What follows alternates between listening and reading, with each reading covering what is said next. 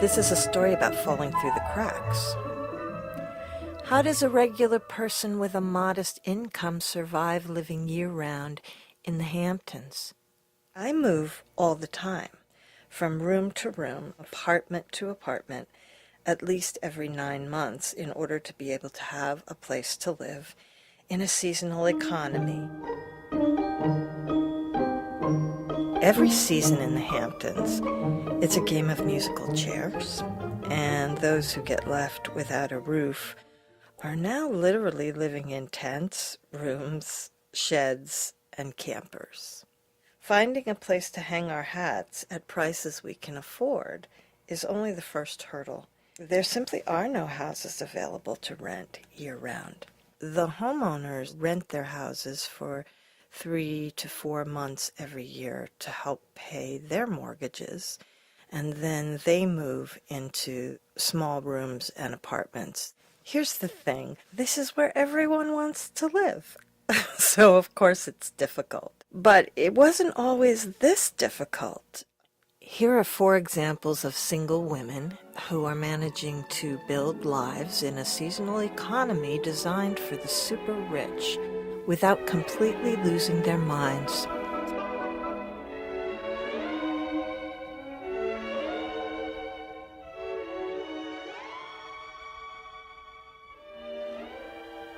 This is Phantom Hampton.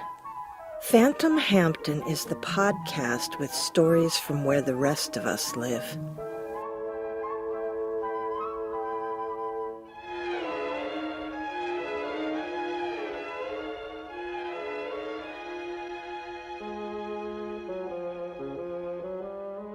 I live in a 10 by 10 foot room. I am 54 years old, and this story got really personal. I set out to do a story about women falling through the cracks, mostly because I had been falling through the cracks, and I couldn't figure out if it was me or the system I was attempting to live in. So I've nailed down what my worst fear is. My worst fear is being that lady pushing the shopping cart with all of her stuff.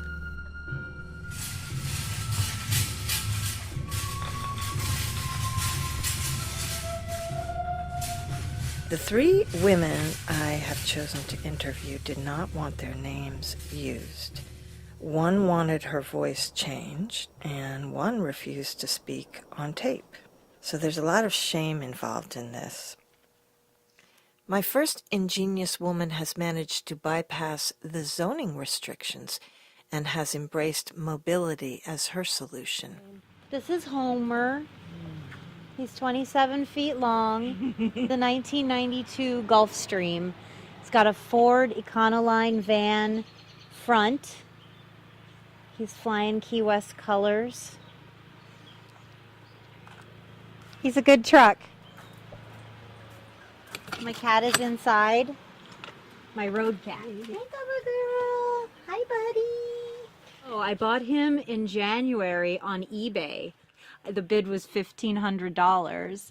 So I had this bidding war with 2 other people at the last minute, and I bought Homer for $27.50. Shall I describe it to you for your listening audience? Will you please? So this is the kitty's room up above the driver's seat. And she likes to hang out up here in the window. She sleeps with me in my bed. She's a good cat. Hey, Cover, you want in? What do you got to say, baby? You want to, yeah, say something. Oh. Tell me about your reticence to share this with people. I guess it's at least twofold. When I tell people I'm doing this, the first thing they asked is, well, where are you going to put it? And the reason they ask that is because of the East Hampton Town Code. It's tight. Auxiliary structures, illegal rentals, blah, blah, blah. So I don't object to having 4 stationary walls. I do qualify as a low-income person out here, even though I work 40 to 60 hours a week, 6 months out of the year, and scrap around in the winter like we all do. Because let's face it, it's a seasonal economy out here. but it's gorgeous. I love being out here in the summer. I love being out here in the winter. Homer doesn't love being out here in the winter. I'll just skim through it. So I was raised on the road. My father was in the military. I never had a home or extended family or any kind of roots. I never felt an attachment to a place. So being sort of mobile is kind of nostalgic for you in a way. I really have no other choice. I know. I mean, I live in a room much smaller than your camper. Yes. So this folds down to a bed. That folds down to a bed. I can't imagine taking a shower in this shower. What I am going to do with this shower is turn it into an aquaponics experiment. Aquaponics means a tank full of fish at the bottom with PVC pipe and plants running up in a vertical garden arrangement. How could the elderly do this? I know, and RVs are for retired people, right? So why did this ever happen? Like, the reason it's high is because the wheels are under here. Ah. So the wheels are under here, But even if you could step up into it. Yeah, you got to sit down here and your knees are up on your boobs like that. So they have such a thing as a blow-up bathtub. I know. It's $89 and I'm totally getting it. Watch your step in here. This is my composting toilet. Oh, okay. To compost human manure, you need to get your compost pile really hot. So there's certain ways to do that. I would like to direct you and your listeners to the Human Manure Handbook, available on Amazon.com. Human manure. If you turn it to ash, you can't use it for compost. Ashes to ashes and dust to dust. And you have all your high heels. I do. I have to have a place for shoes. Just because you're living tiny doesn't mean you can't live fabulous. Yeah. This is the new American dream. Everybody's doing it. It's been mobile a couple times, but it's got some bugs. But it could go from to a different driveway. Oh yeah, and it's going to Florida this winter. It is? I'm snowbirding. I'm 39, I'm snowbirding. I'm living the dream, Cara. I'm living the dream. I have propane, generator, electricity on board. I'm ditching the generator because it's loud and it uses gasoline, and I'm installing solar panels because that's clean and quiet. And that takes me off the grid. That takes me wherever I want to go. When I have solar panels, run my refrigerator, and I can park in a parking lot. Composting toilet, I can park in a parking lot. Oh, which brings me to the second reason I don't want to tell anybody who I am or where I am or what I'm doing, because of scarcity. Scarcity? Well, if I know a cool spot and I tell people about it, next thing you know, there's no room for me at the cool spot that I know. But how many people do you know that are going to want a cool spot for their RV? Everybody. Everybody wants it, Cara. You can't have it. If people get wind of this. Oh, it's a revolution. It's the tiny house revolution. It's every bit of a revolution. I was gung-ho to build a tiny house on wheels. I found a place to do it. I asked my friend, I'm like, man, can I build my tiny house at your place? He's sitting over there with 20 acres. And so then I said, all right, man, I'm going to go up to Riverhead Trailer this weekend. Oh, see, now's not a good time. He was doing some building over there of his own. He was probably freaked out because they would think he was building a little cottage. Right, maybe. Which brings us back to reason number 1, the East Hampton Town Code. And people are scared to death of this. I don't know if they cut your arms off or lock you in jail or tattoo sinner on your forehead. I don't know what happens to you if you violate the East Hampton Town Code, but it's serious. This was my driest winter yet here as far as work. And it just so happened. I had put away some money for the winter, so I spent it all on Homer, and then I had to spend $500 more to get him registered. So the rest of the winter, I sat at home with no gas. I had some food stamps, so I'm just like sitting at home alone with my wood-burning stove and no gas and eating my food stamps. And the only time I left my house was to go to therapy or yoga. I had my priorities in line. Right. Forget about it. If you don't take care of your physical and mental health, Yeah. all the money in the world is not going to help you. Out here is magical. There's something truly magical about being out here. I don't lock my doors. That's amazing. The water's gorgeous. I go at night. Would you swim? Not by myself. I'm not in the ocean. I swim the bay at night. I get naked and swim in the bay at night. That's great. I love swimming in the bay. I love swimming in the bay too. I have noticed or learned or discovered that when you move every 2 to 3 years, there's certain things you just don't get. Yeah. So I kept not getting these things that I want, and I couldn't figure out why. And I thought it was me, but it was just a space-time geographical event that some things take time. And I'm from the right now culture. It's now or never. Oh, I'm not getting this thing now. Maybe it's in California. Oh, that thing's not there either. Maybe it's down in Mexico. But that's not how things work. So if you want to get anything worthwhile, you have to stay somewhere, put your time in. I was kind of like, well, I'll give it one more summer, and if things don't work out, I was going to backtrack and start going places I'd already been. I thought, I'm not going any new places. I'm going to go back to places I've already been, which sounded like sound logic to my deranged brain. So, but things started looking up. You know, I got this job that's going to turn into a career for me. This is my plan now. I can make the southern migration each year. I get to go down to Florida and swim with the manatees. So I can go find new and unique and interesting things to bring back for my nursery, because nobody else wants to do this. I want to do this. I have homers. So there was the middle class. They were able to purchase cars, raise families, buy food, have a house. The comparable income you would have to get those things. I see. You would need to make $130,000. No. No.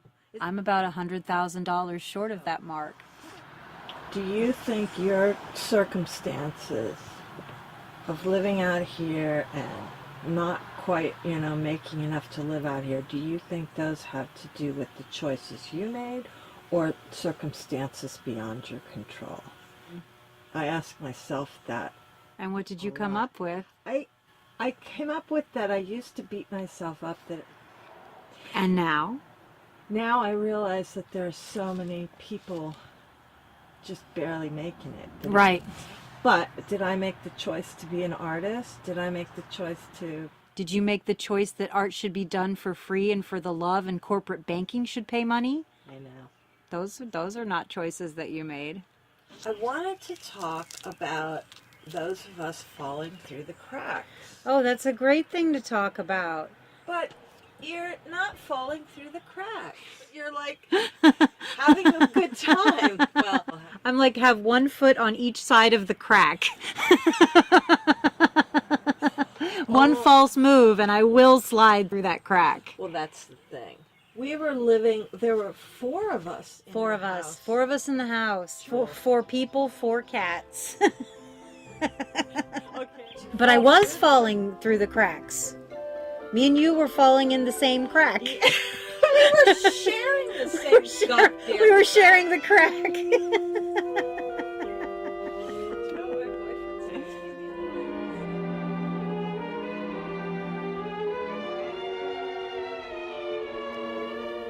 My second ingenious woman is hopping from one abode to another every 6 to 9 months in order to afford to live in the place she loves.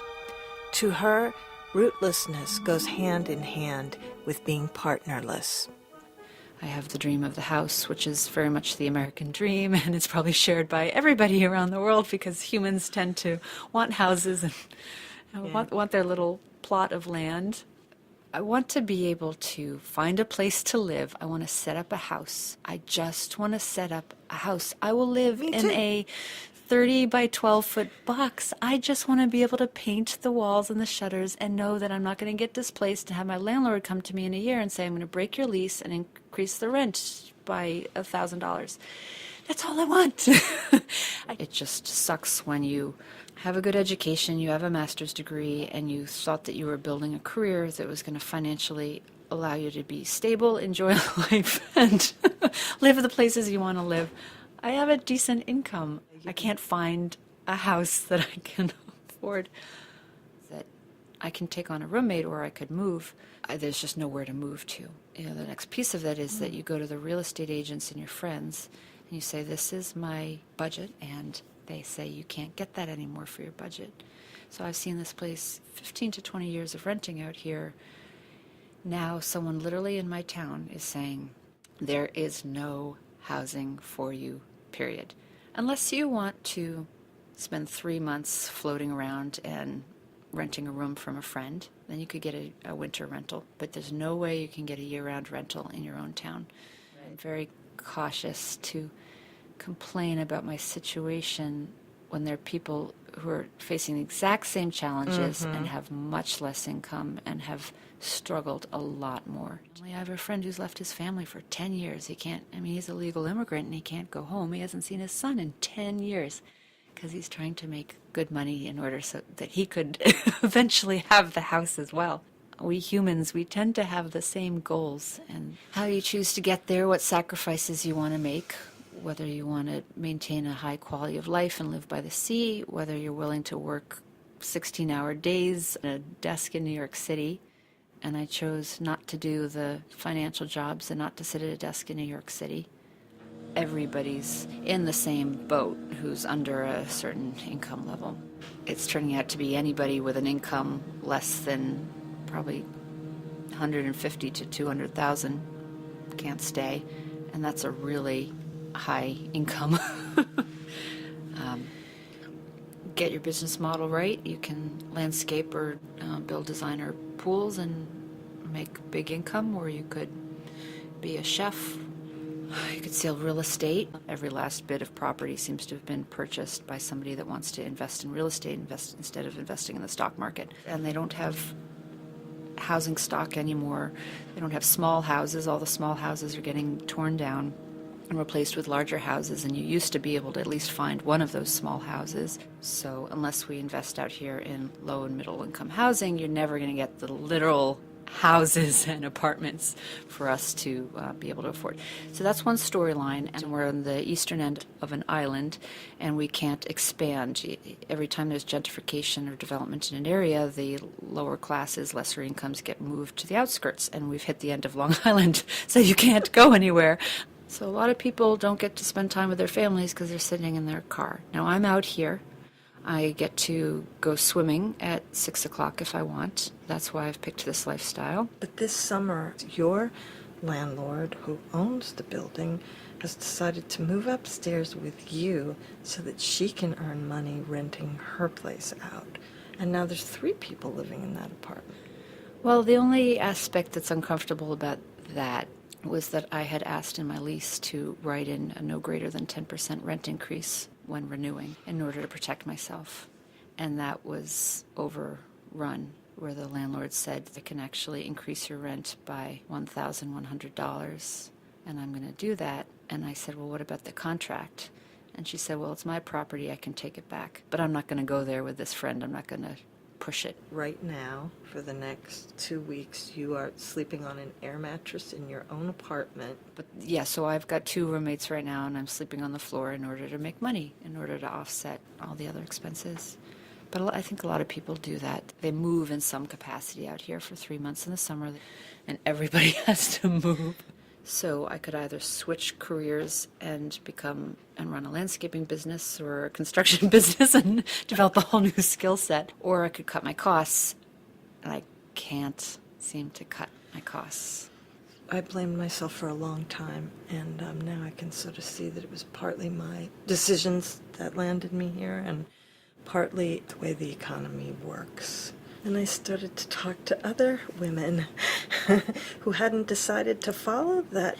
We decided to do things that interested us in life and travel and have interesting careers. Okay, well said. And this is the second part of, I think there is a statement to be made here about what I consider my generation of women and where we are in our careers and where we are with the whole finding the husband situation. In my situation, I've chosen to live in this place. I have a career path that makes me a decent income, but I don't have a partner to make an investment with.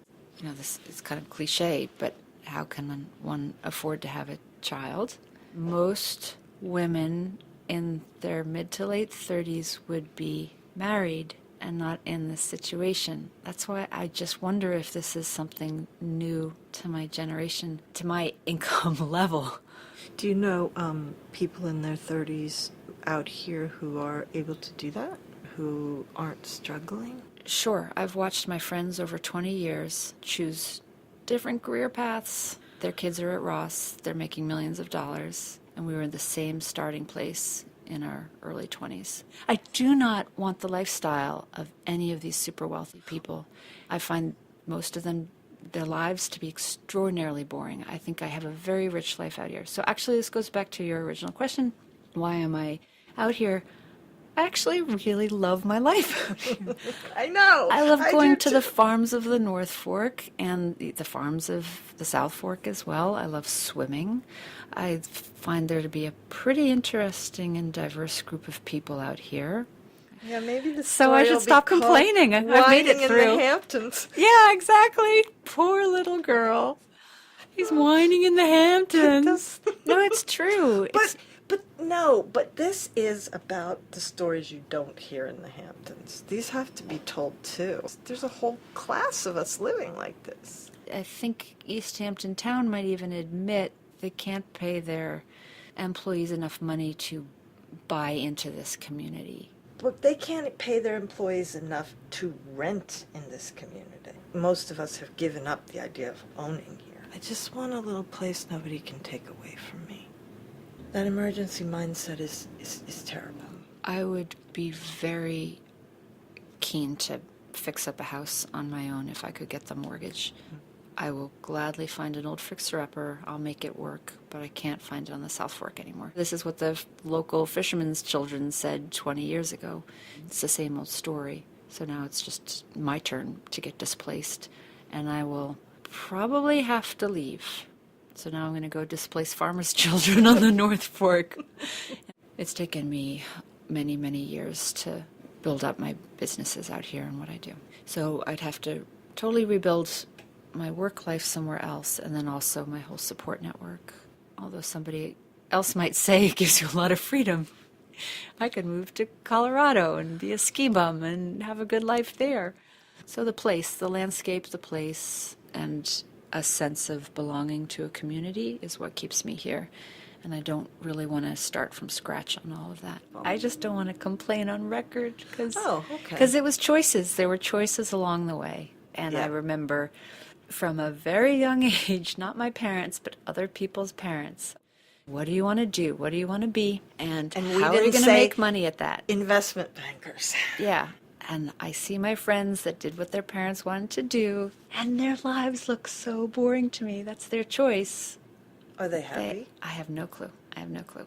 But I don't want their life. Yeah. So I picked another path, and now I've got to face the consequences of it. Okay.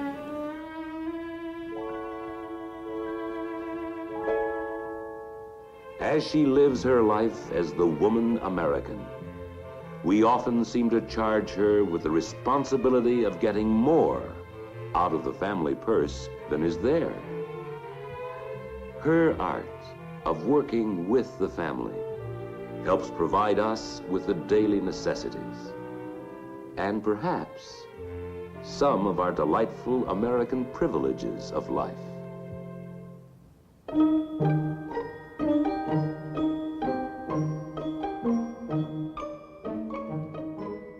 This image of the shopping bag lady really started to haunt me in my late 40s because life hadn't worked out for me the way I perceived that it had for others.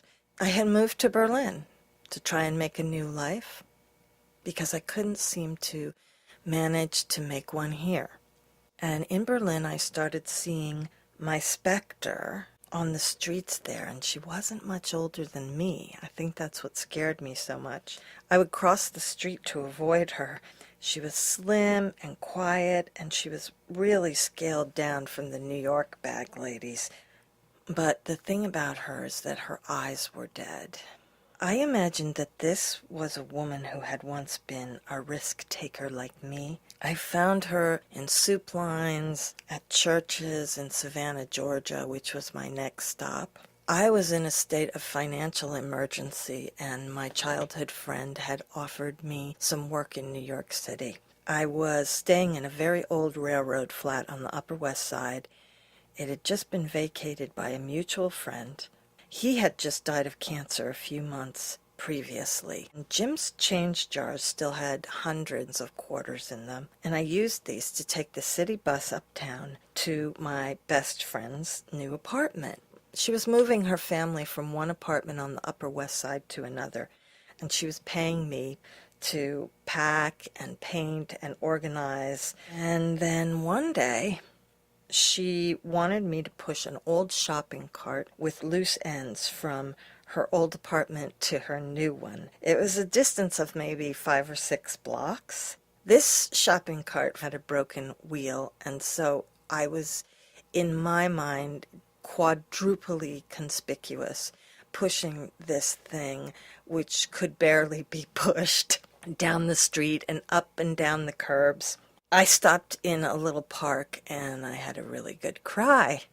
It wasn't just that I couldn't do it. I didn't know how to tell my friend that I couldn't push her stuff across the city in a shopping cart because I felt so close to this.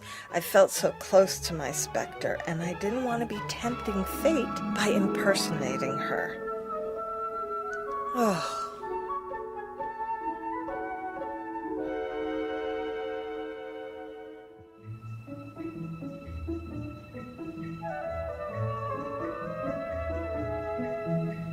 I couldn't convince my third ingenious woman to talk to me on tape, but she had no trouble explaining to me how my worst fear had actually turned out to be an advantage for her. The first time we sat down to talk, she confessed to me that she had lived in her car out here in the Hamptons in order to be near her grandson. She took a job cleaning some of the wealthy houses out here and would shower there, and then in the spring and summer and fall lived in her car. I had finally met somebody who was actually living my worst fear. She doesn't live in her car anymore, and she did have a certain amount of shame around the fact that she had done it and really didn't want people to know. But that was mostly because of her grandson. What she said to me was astonishing, and Lee is an astonishing person. She told me that living in her car was really the greatest freedom that she's ever experienced. She didn't owe anyone anything or have to put up with anything. Suddenly, she wasn't involved in human transactions. The shame she felt was because of what others might think of her if they knew. And then she got lucky and her name came up for the elderly apartments at the Lutheran church. She was terrified, she told me. How would she manage to live again within 4 stationary walls? Well, she solved this problem by never really moving in. She has no real furniture, and she couldn't buy a bed. She told me she sleeps on a mat under the window so that she can be close to the sky, the air, the rain, so she doesn't have to hear the low rumble of all the TVs in the cubicles that surround her. It's a noise that she finds absolutely terrifying.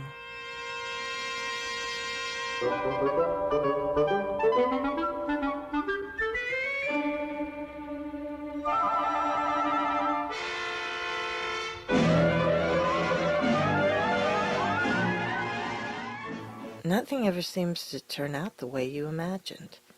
Poverty was not what I imagined, nor was being a writer or aging, or being a hair's breadth close to homelessness. We are so defined by our worst fears, often without even knowing it. I was acting out an age-old pattern of not having a place to call my own, and until I was up against it and confronted it, I might never have moved forward. I might have been that woman pushing the shopping cart.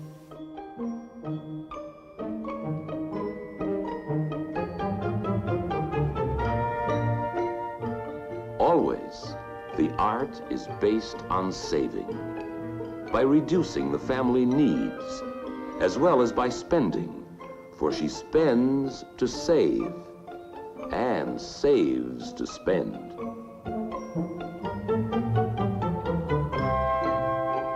I was so surprised by what these ladies told me. I felt honored to be trusted to tell their stories.